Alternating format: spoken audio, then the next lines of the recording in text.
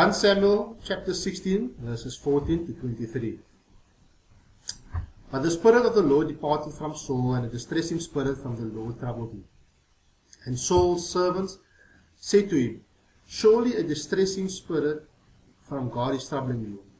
Let our master now command your servant who are before you to seek out a man who is a skillful player on the harp. And it shall be that he will play it with his hand when the distressing spirit from God is upon you, and you shall be well. So Saul said to his servants, Provide me now a man who can play well, and bring him to me. Then one of the servants answered and said, Look, I have seen a son of Jesse the Bethlehemite, who is skillful in playing, a mighty man of valor, a man of war, prudent in speech, and a handsome person, and the Lord is with him. Therefore Saul sent messengers to Jesse and said, Send me your son David, who is with the sheep.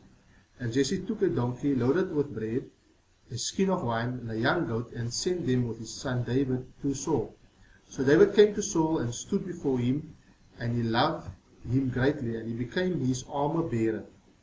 Then Saul sent to Jesse, saying, Please let David stand before me, for he has found favor in my sight. And so it was, whenever the Spirit from God was on Saul, that David would take a harp and play it with his hand. Then Saul became refreshed and well, and the distressing spirit would depart from him. Amen. Now, in our story, as we started last time, we see that at this point in time, Saul is not familiar with David. Right? He doesn't know who David is. David was anointed in secret. As we remember, Samuel was still complaining that if Saul knows, they're going to kill me. So he anointed David in secret, from verses 1 to 13, and Saul was unaware of this. However, we've learned that, as last time as well, that God has obviously departed from Saul and chose David to be his successor. And with that came the curse of a spirit that would torment Saul effectively. Right? And they were looking for somebody who would play and be able to calm the spirit of Saul. And which is obviously significant because here we have David, who we just read the last time. The last verse says that the Spirit of God came upon him. So he played knowing that the Spirit of God was in him or on him, and he would then obviously overcome the effects that the tormenting spirit had upon Saul. It's quite, and the verses are next to one another, where we ended last time and where we are starting today. So what we must remember is Samuel anointed David to be king. That is the final position. Right? He was anointed to be king. But we're going to go through 3 points quickly. That's quickly going to just take us through a process of which we need to think for ourselves. We see that at the end of this portion we read, that David was serving in the court of Saul. The term says, "You must stand before me," meant he was always part of the program and processes of Saul. He was almost like a minister, when you put it in that terms, of the king.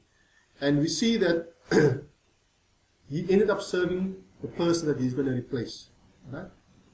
The first thing I want you to see here is that God placed him in contact with the people, with the right people. I say this because you need to understand that David was a shepherd. Right? His training was about sheep. And if he was going to be king one day, there was going to be a training process that he had to go through to be prepared for what God has anointed him to do. Think about that. A shepherd still needed to become a king. And here God placed him in a place where he would serve in the king's court, being exposed to the conversations and thinking of a king and of the ministers that surrounded the king. And so God has orchestrated that he be in that place. Right? Okay. What I wanted to pick up here is that if you avail your gift to God, your gift will make way for you. We just heard that in the clip we had. Right? Your gift will make way for you. That's in Proverbs chapter 16. A man's gift makes room for him and brings him before great men, or as another translation says, before kings. And that's exactly what happened to David. Right? And what I'm encouraging you to do is to offer your gifts and your services to people. You don't always know before whom God is bringing you. We all often just think about people in high positions like the pastor, the elder, the manager, the CEO, things, those type of conversations. But many times the people that we come in contact with, they are but one of the keys that God is using to draw you to where you need to be. Maybe the person you are helping knows somebody who he will put you in contact with or she will put you in contact with. Right? So we must always avail our gifts wherever we can, because once we offer it to God, firstly, like Paul writes about the Macedonians, they first gave themselves to God before they started giving money to Him, is that if we give ourselves to God, God will open the doors and lead us to the place that He wants us to be. My next point, and I'm quickly going through this, God will place you under leaders that you will have to serve.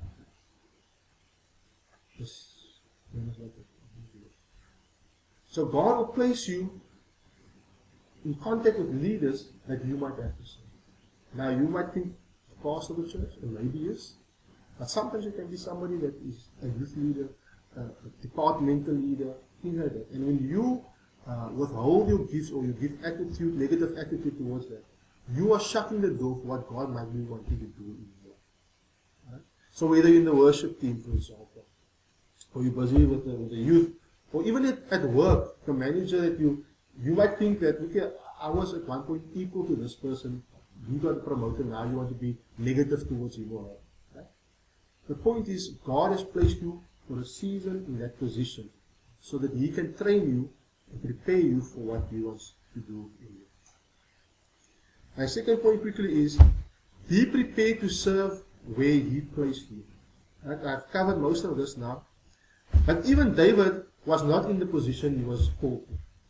He was called to be king, remember? But now he's called to be a musician. Later we see he's called to be a counselor, somebody who would fight on Saul's behalf. And only later in the Bible we read that he became king. The point is, we need to embrace the situation God has placed us in as an opportunity to serve and to grow. Right? Many times the greatest frustrations or the delays in the provision and blessing of God is because of our negative posture towards our situation. Right? Whether your education is almost feeling like it's stuck in a place, or your financial situation is not moving forward, or whatever it might be. I think when we start looking for what is God's plan for us now, then we are much more willing and understanding to embrace it, to learn from it, and then to move forward. But our hearts oftentimes is negative. Why is this happening to me? We have this pity parties that we have, or we're always the one who's starting trouble against the leader that we don't like so much now, or whatever. Instead of giving our cooperation so that God can see His work being completed in our lives as He raises us up. Colossians 3:23 says, whatever you do, do it heartily, as to the Lord and not to me, knowing that from the Lord you will receive the reward of the inheritance. For you serve the Lord Christ. That He who does wrong will be repaid for what he has done, and there is no partiality before God. Right? So basically meaning, give it your best. Doesn't matter if things aren't right. Doesn't matter if your circumstances are not right, the position you find yourself is not ideal. I want to say the following. God always calls people who are already busy. He called Moses while he was tending sheep. Right? He called David while he was tending sheep. He called Peter while he was catching fish, and so on and so on and so on we can go. And the point I'm making is, even if you don't know where you must be, or even if you do know where you must be, but you're not yet there, don't wait till that time. Start serving even where you are now. Whether it be simple students that you have to give directions to, or helping people at church getting the seats as an usher, or stand security, or what you need to do. Even if you know this is not my calling like people always want to focus on. Understand that God has placed you there, and give yourself and do it without complaining. Yeah? God starts us from a lowly place, but if we are faithful, He will raise us up. First we see David was a shepherd, then a musician, then an armor bearer, and he was later on a soldier, and only then did he become king after that. Now last point of this evening, allow God to mold you through your circumstances. Right? David was introduced to the court of a king. God used these opportunities to prepare him for the calling that will eventually come his way, or which he has been called to. Don't let your lowliness blind you from the growth that God has called you to. There's so many testimonies people can share, we can share, but it's only that when we look back, that we look at difficult circumstances and realize that that was a training school for one another.